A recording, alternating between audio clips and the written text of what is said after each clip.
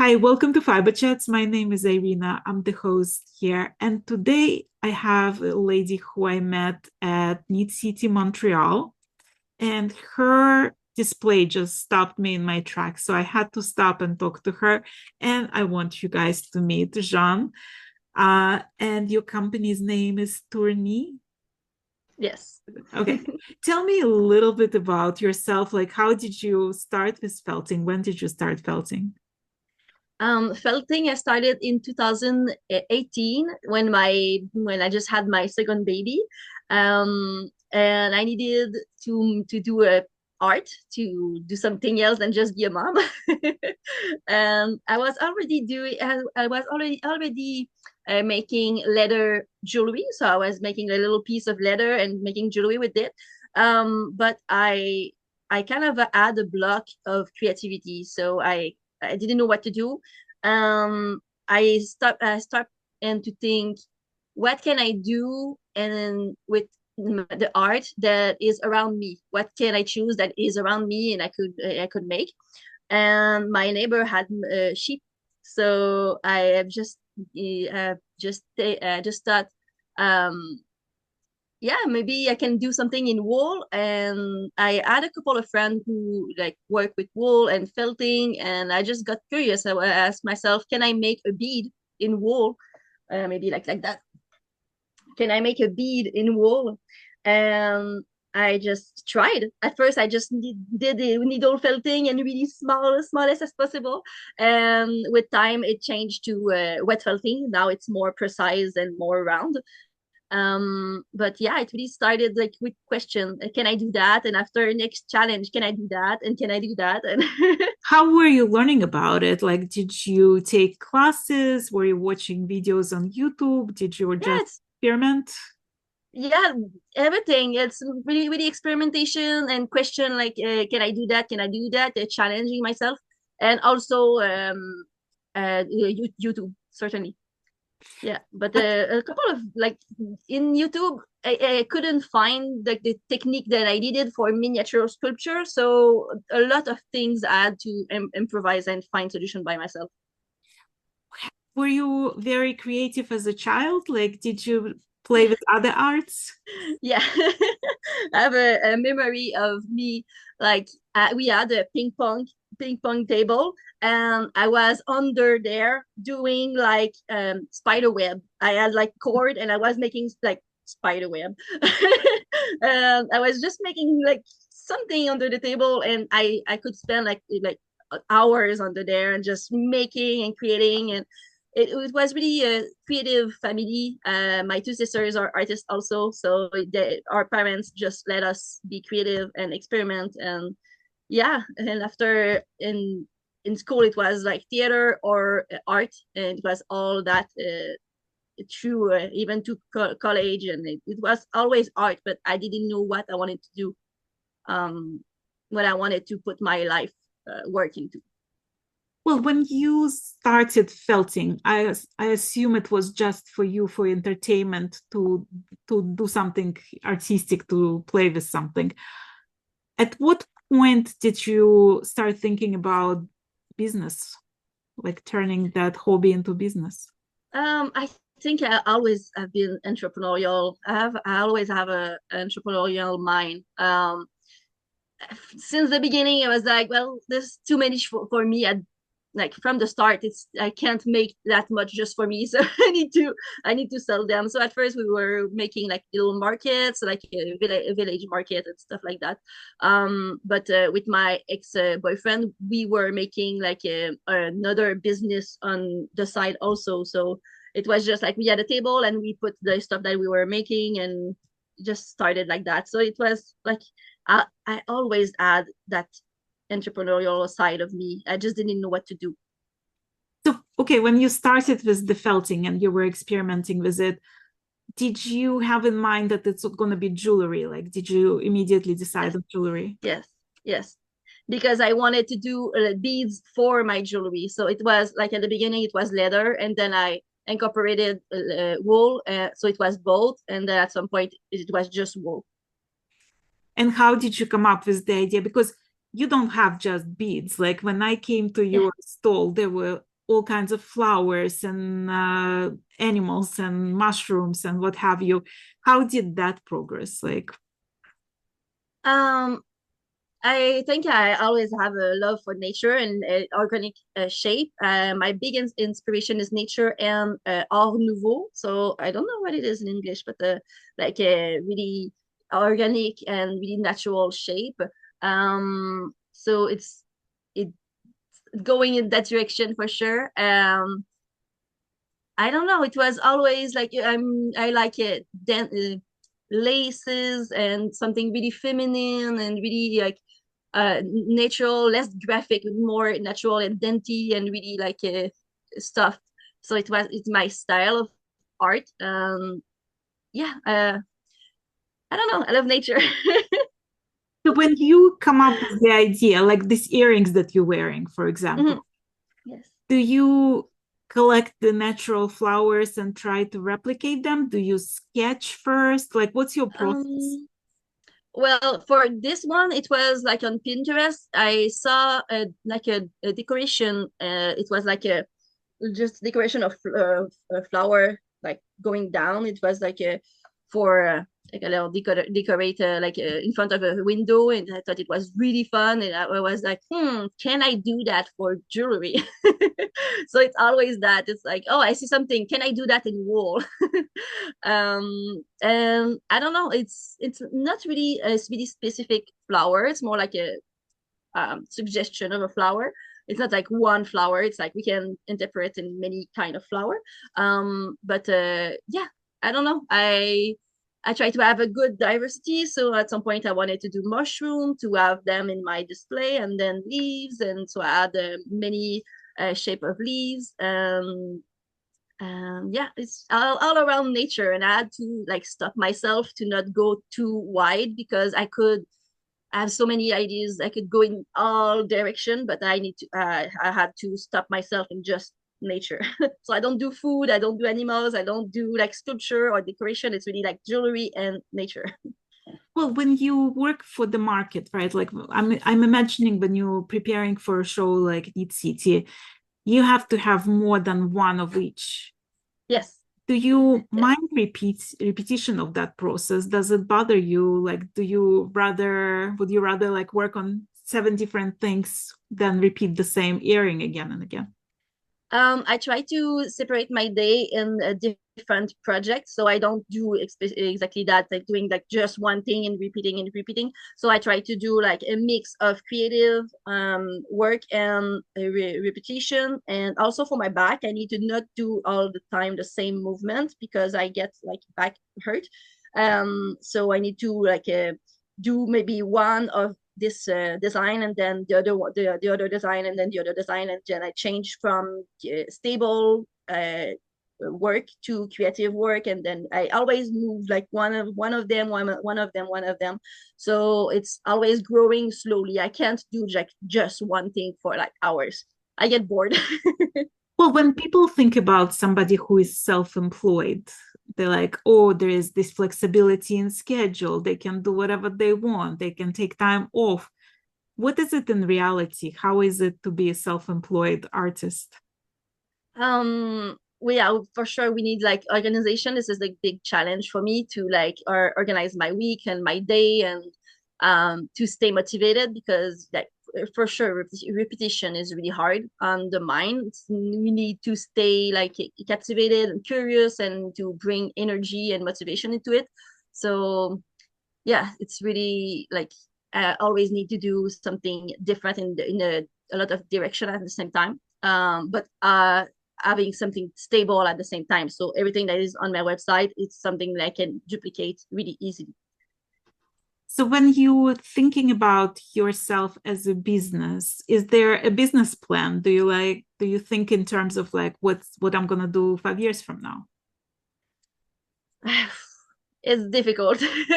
Yes, I have a couple of plans. I have an idea of where I want to go, but I don't know how much time it's gonna take. I'm not full time yet on my business, so it's I need to be patient and to just go slowly and build. Um, Yeah, is I have an idea, but it's we need to be really patient and accept that sometimes it move a little bit the trajectory that we have. Well, when you run a business, there are tasks that you love, right? Like I imagine the process of making something is your favorite part. And then there are, parts of the business that you wish somebody else did for you. What are Yeah. those parts that you wish you could delegate to somebody else to deal with? Managing my website, it's a big part. I try to make some time to work on it and make it better, and it's more easy to navigate and to the whole process is easier. I really don't have time for that. It's difficult for me. Everything is managing and uh, money wise, thinking about everything that is just I don't know what is the word Like in English. accounting? Yeah, exactly. It's difficult for me. I'm still learning, but this is the beauty of entrepreneurship is like we are learning all the way. It's not just like we are not born an entrepreneur. We learn from the beginning and then we it's difficult. So we need to learn from all the difficulties and grow and get better at them. So it's really yeah, it's really a learning process. And it's for that that I love that. Walk me through a process of making like a pair of earrings like you're wearing. Like what's involved? What are the steps of it? Yes, totally. I have those the piece of plastic like that, and this is called a resist. So it stops the wool from sticking together. So I put the layer of wool. Where is it? This is my white wool. So this is the base of my flower.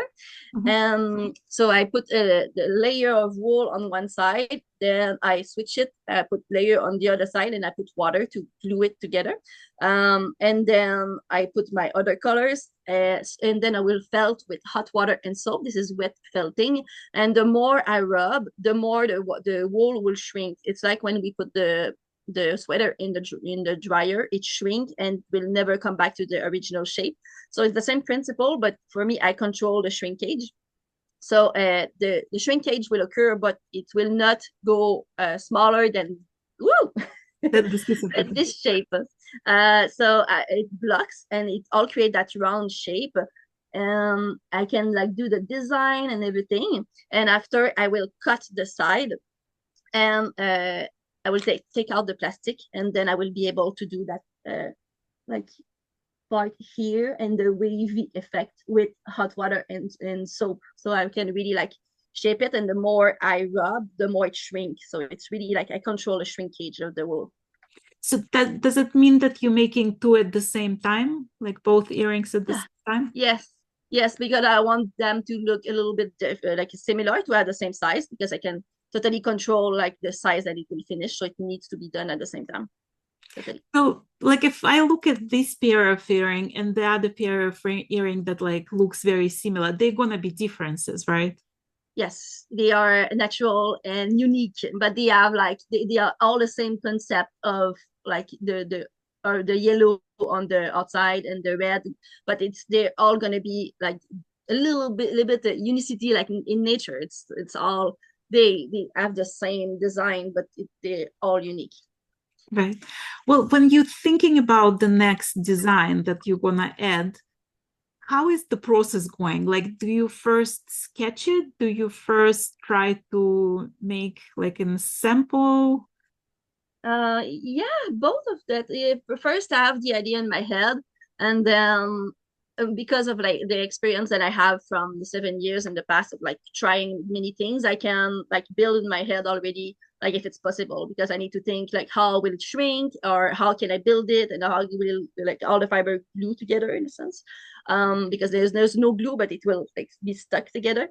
And because of the experience, I can like think in my head if I can make it. So already like there's a lot of like process in my head, and sometimes a design can stay in my head for like weeks, months before I have time and before I'm ready to make it. So I can think about it for like a couple of weeks and just thinking how I will make it, and at some point I will test it and then continue the process. But yeah, it can take a couple of weeks before I'm ready to make it.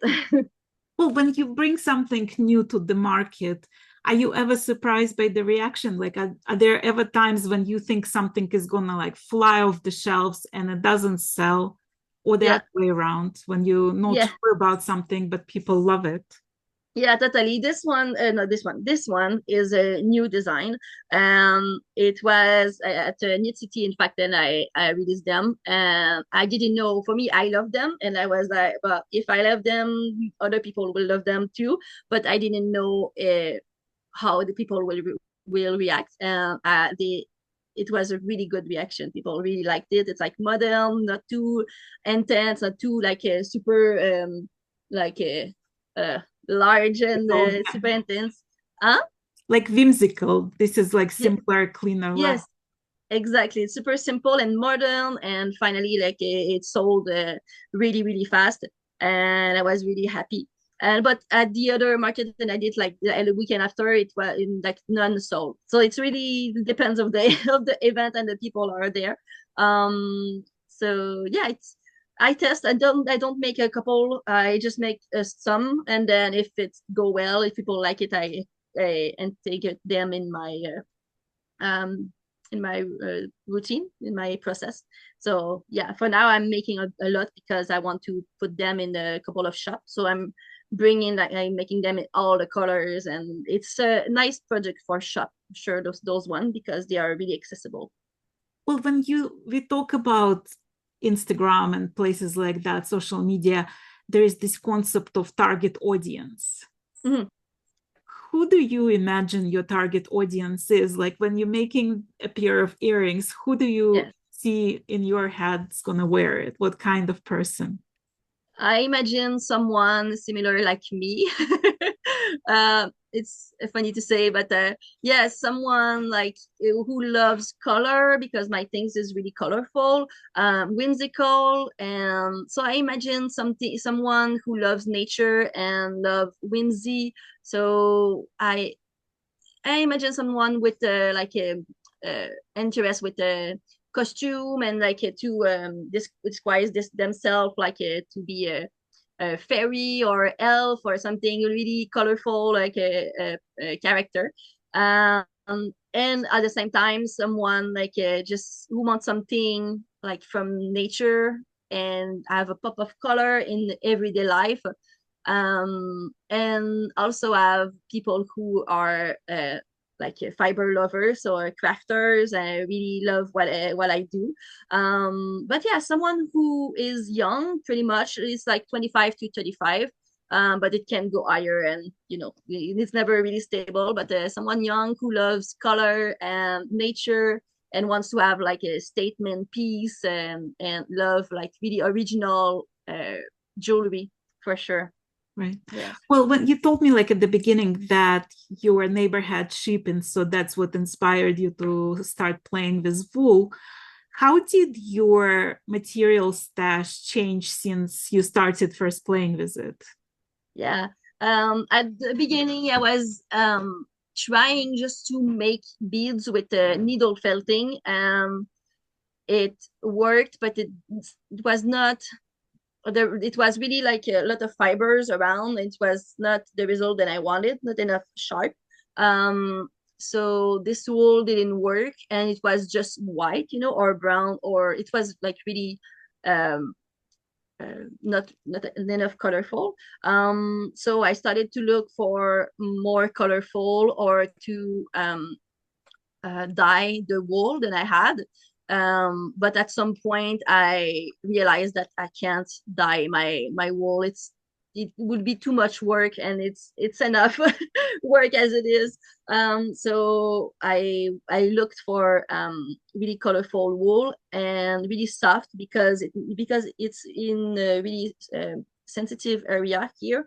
It needs to be the softest as possible. So I choose merino wool. So and also because we can find as much color as we want. There's a really large range of color, and it's really stable. I can find like I can buy always the same color, and like I have my design really stable. So it's really important for me, because I don't want to create like just one of a kind. It's too it takes too much energy, and it's tiring with time. So I need to have stable creation and other creation that is more creative, like we said before. Um, so yeah, merino wool is really like really comfortable, really fun to play with. It's really important for me to have like something soft to work with. It's also for that that I choose wool, because it's just fun to work with. It's soft. I'm really a person who is attracted with the like comfortable and soft material. So it's I don't know, it's important for me. Well, have you ever considered doing classes online or in real life and teach people how they can make things that you make? Yeah, totally. I started already. Right now, I have one workshop, and the second one is in process of building. Yeah, I want to teach more for sure. There's a possibility for people to like contact me and like bring me to their space, like community or school or anything. Um, and sometime I organize a workshop also. But I have so many projects at the same time, then I prefer people to contact me and invite me to their space. And slowly, one by year, I build my portfolio and I bring my course workshop um, catalog. So Right. right now I have one, and it's gonna be two, and it will build slowly with time. I love to do a workshop and to teach and to share that um, felting process and felting techniques, because I I know that felting is a technique and that is lost with time. It's not known by a lot of people, and it's one of my mission to share that knowledge, that traditional technique, so more people can try it and make it, because it got lost with time, and it's my one of my mission to bring it back to the modern view. How long does it take? Because I know that wet felting takes longer than dry felting. Yes. How long does it take you to like make a pair of earrings? It's around 1 hour. Sometimes it's a little bit less, a little bit more. And we need to add like the time to make the jewelry and everything. But yeah, it takes some time for sure. We can't go faster. Like even if we rub faster, it's not gonna shrink faster. It's like we need to take the time, and when we go faster, it goes in the not in a good direction. So it's like it's a slow process for sure. Yeah, I really need to slow down the process and to just really take my time, because it can't go faster. Even if we rub it more, it's a slow process. The fiber will not shrink faster even if we are faster. Right. Well, do you think anybody can do felting? Do you think like every single person out there is capable of felting and following the instructions, or do you have to be an artist?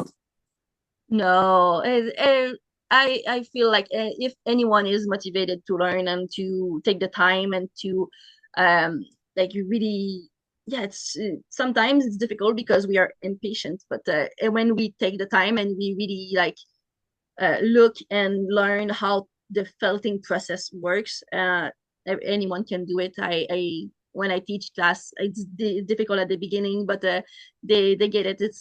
It's really manual, so they learn by making it. Well, I know that like a lot of times when I talk to people who are not crafters, and let's say they'll see me knitting on the plane, the most common comment I get is, "Oh my God, I wish I had the patience for that." You feel like you are a patient person, or do you think that craft gives you the patience? I think that I'm an impatient person for certain things. I'm patient for that, but don't ask me to do anything else, any other craft. I will not be patient. So I think we need to find our craft that we are so passionate, that we want to take the time and to really we have the patience for it. So for sure I understand that it takes the patience and it takes the passion also. Well, when you're working on something, right, like on any given project, is your head occupied with the thoughts of the process or are you daydreaming? Um, it depends. When it's a new project, for sure, I'm really focused on doing it and trying to find a solution and just really rolling in my head. But when it's a project that I've done like 100 times, I yeah, I'm really daydreaming or thinking about something else, or I put music or a podcast, and I'm just like it's a routine. It's really repetitive, and I don't really think about it. But at the same time, I need to be focused because I can make a false movement and like it's not gonna work. So I need like it's a balance of for certain step I need to be really focused, and other it's okay. Have you ever considered making kits for your jewelry so other people can do it at home by themselves?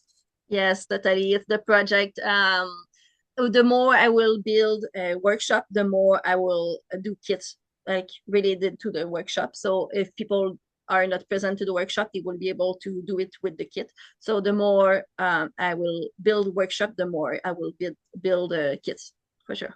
Well, when you look at other fiber artists on Instagram, let's say, or at the shows, is that the inspiration for you? Is it like source of ideas for you? Is that something like, oh, I know they do that, so I'm not gonna do that? Like, how do you treat others?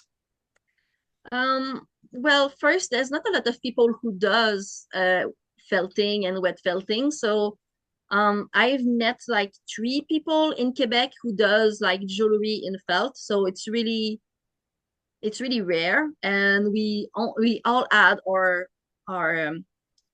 imagination and design and everything. So I think there's a lot of space for everyone to have their space and to not walk on each other.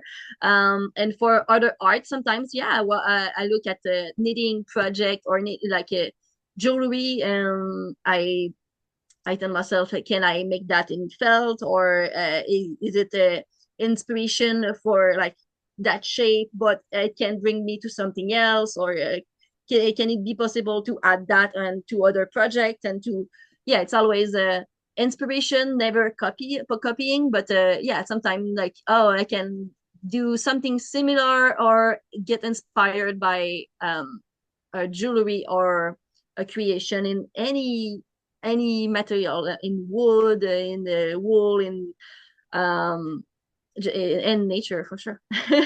Well, you said that it's not your full-time job just yet. How much time do you spend felting per day or doing administrative work? Like, how much time do you invest in this business? As much as possible. um but for now, I will work less on my business for this summer. It's already arranged, and I will work a little bit more at my day job. Right now, I have 2 days a week on my other job, but it will switch to 4 days a week for the summer. It's really um not stable, my work, so sometimes it's more days and sometimes it's less days, so it's really flexible. So I can ask to work less or to work more, so it's really really cool for my business. I have the liberty of asking for what I need. So yeah, right now I have 3 days to work on my business, and when I come back from the work outside, I go to my workshop and I spend as much time as possible. So evenings and a couple of days by week. Um, and yeah, in the morning, my day to day is in the morning. I do like everything that is business or computer, or like doing my daily uh, list and everything that I need to do on computer, and just like being really focused. And after, I can have fun and felt and do like the production that I need to do. Do you ever get like creative block when you don't feel like felting or you don't have any ideas of what else you can make? And how do you deal with that? Creative block.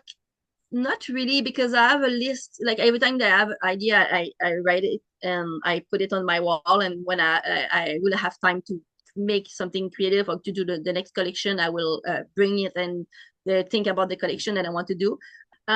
Sometimes I don't feel like doing felting. I some in a couple of months, maybe every 3 months, I do like a week of no felting at all. I do like my seasonal break. And it's really important because otherwise, if I don't schedule a break, it will arrive at the worst time possible. So I need to take a break once in a while to not do and just like do anything else. And when I come back, I have motivation and creativity. And so, yeah, scheduling breaks is really important for me. Um, and scheduling like new collection also to bring all my creativity in one time. So I like every 3 or 6 months, I do a collection so I can bring all my ideas then I have and to build the collection.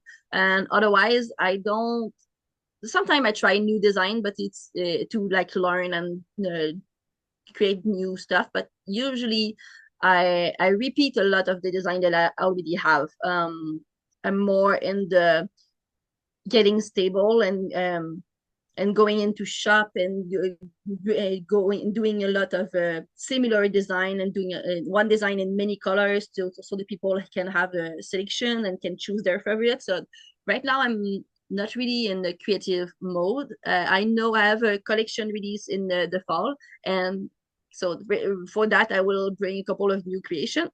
But yeah, it's a little bit less creative right now, but it will come back. So I do like a time zone of creativity and I put there all the creativity and then I give myself the time to do a new design or to take back all the ideas that I have and today, oh, okay, I'm gonna try this one and or this one. And it just depends of the or sometimes it's like one idea and then it will be a collection all around that. When you talk about collections, like, do you mean like the same design in different articles of jewelry, or is it collection of, like, let's say, different leaves? Yeah, it depends. It's really it depends of the idea that and then I have. It can be one color, and all my designs in one color, or it can be one inspiration. So for the fall, it will be red. So I will do all my design in red because they are not on my website. So I just need to make them and to bring them on my website. It will be a couple of new design also. And for next summer it will be forest, so it will be the inspiration, so it will be a lot of leaves for sure, but I would like to bring new design and new inspiration and maybe a couple of piece from nature, so I'm gonna look what I can do. But yeah, it's gonna be, so it really depends on the inspiration that I have and the design that I want to do. And I let the collection be really open to new ideas and can be really anything. Well, Yeah. is it ever difficult to say goodbye to your creation and to sell it to somebody? Like, do you ever have pieces that you just can't sell, like you wish you had it for yourself?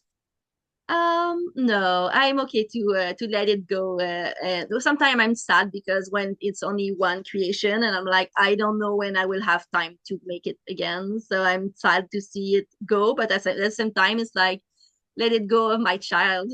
I'm just happy that they found a family, that they found someone to wear them and to love them. And I had um, orchid necklaces, and I really loved that. I made two, and I when the first one got away, I was like, oh, cool! So it was for you.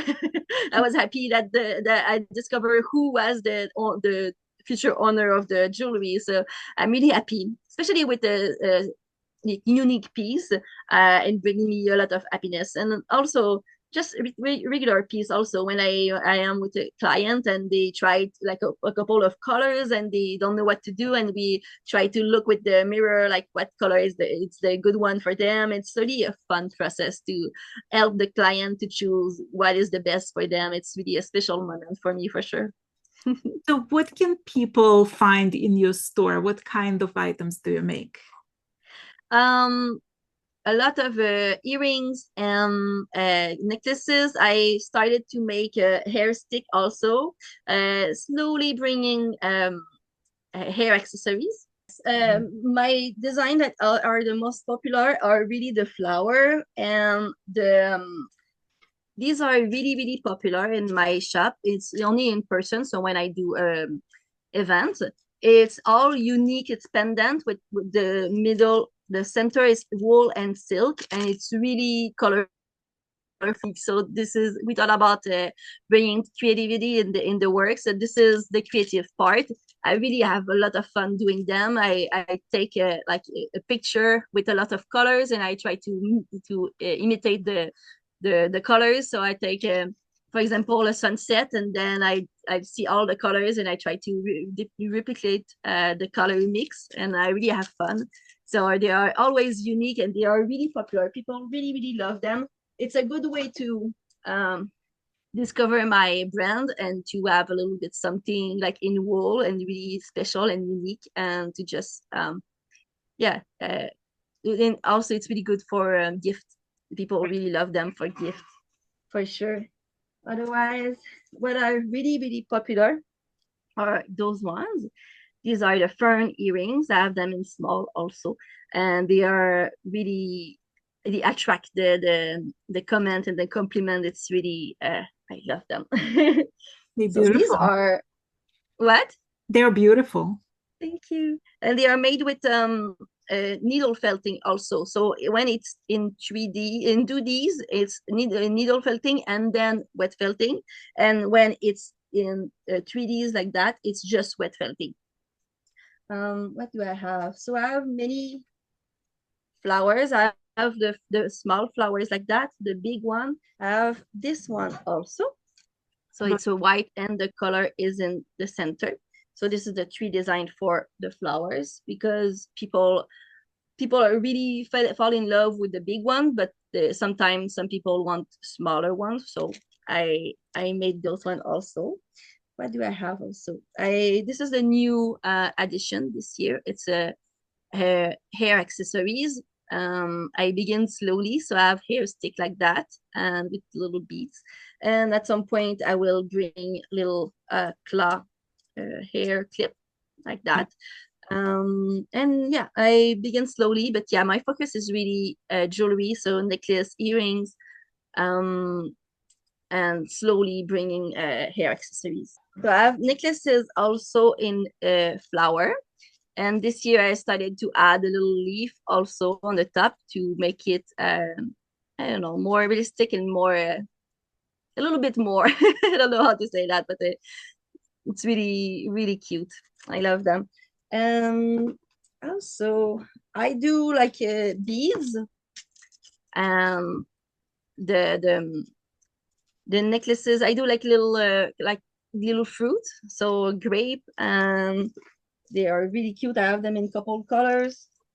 This is a big piece that I do also. This is all felted beads, and I have them in couple colors. This takes me a lot of time. I think it's like in total like 6 or 8 hours of felting and assembling. So it's really long. Um, yeah, that one Love also. it. So it's and all my creation is a mix of different colors. So it's all it's never one color. It's a mix of different. For example, this one is like 3 colors mixed together. So the beads are never like just one color. It's a kind of marble effect. So it's Right. orange, dark red, and flash red. So it's really dynamic and deep and profound. I love it. That red is speaking my name. Like I love that. Yeah. Really Totally. beautiful. Yeah, I love that. I think it's for me, it's boring to just have one color. I love the mix of colors. It's more realistic at the same time, even for flowers. And it's just more, yeah, deep and colorful. And yeah, Well, I love it. what set your booth apart from others was the display. You have like very artistic eye for the display. Tell me how much work goes into preparation for the show. Like how far ahead you start preparing for a show like Knit City, and how do you decide on the setup? The setup is pretty similar every time. When I started my setup like 3 years ago, it was at Twist, another wool festival, a fiber festival. And I looked in Pinterest and I looked at table display, and they were saying like it needs to be visually interesting, and the eyes need to move all like everywhere on the table. So I go a lot with height, so a layer up and down, and so the eyes is always moving. And I think it's really what brings me apart, because people like stay a lot of time on my table. It's not just like I see everything and I go and I continue. Like people are like, oh wow, oh cool, wow, wow, because the eyes is moving. And so I think it's really a good tricks to remember when we are building a table for events. I mean, Yeah, for not sure. only that, but like my eyes brought me from the other end of the room to your table because it's like it's from the far away. It's so interesting, Yeah, eye-catching, yeah. you know. Yeah, totally. Well, it's colorful for sure. So for sure, it attract the eyes, the lighting, the visibility also of the table is really really important. It brings all the color to life.